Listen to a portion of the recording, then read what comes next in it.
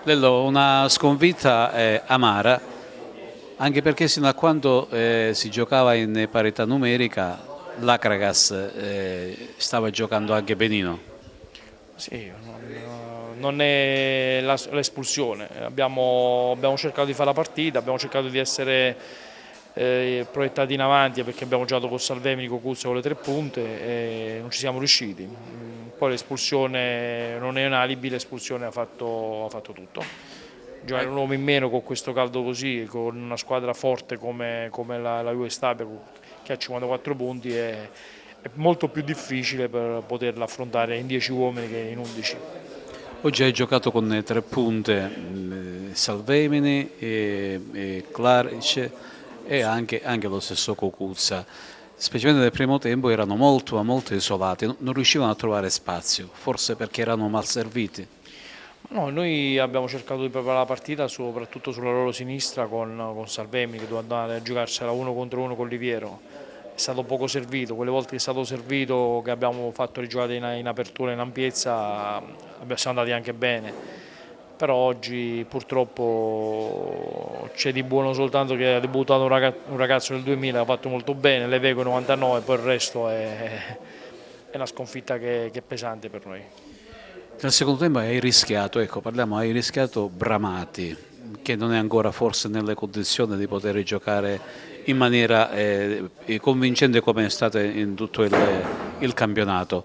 E pensi di inserirlo quando prima in prima squadra oppure forse è meglio impiegarlo nei prossimi play-out? Ora vediamo il ragazzo come sta, oggi l'ho impiegato lui perché uscendo espulso Palmiero non ho voluto mettere un ragazzino in mezzo al campo perché volevo uno che mi dava un po' di più di equilibrio, no? Anche se lui stava lì in mezzo là, tatticamente poteva essere, però purtroppo è andata male. Il ragazzo speriamo di recuperarlo per Monopoli, sta in fase di guarigione, andiamo avanti e cercheremo di farci trovare pronti.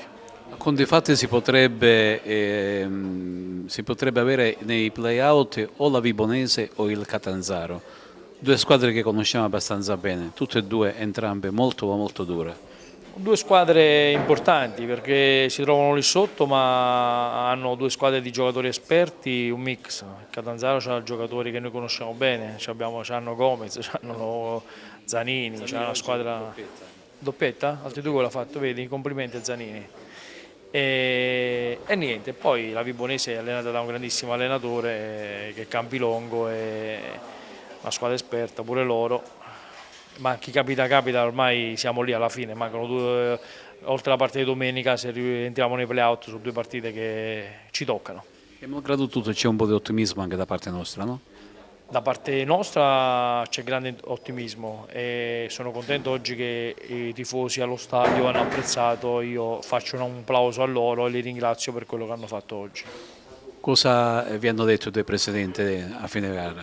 No, il presidente Giavarini ci ha detto che la vita è fatta di cicli, di percorsi che è una ruota e abbiamo passato un periodo che la ruota girava contro di noi, poi è stata favorevole, adesso sono 2 o 3 partite che sta rigirando e lui è ottimista come lo siamo noi, quindi ci ha fatto piacere.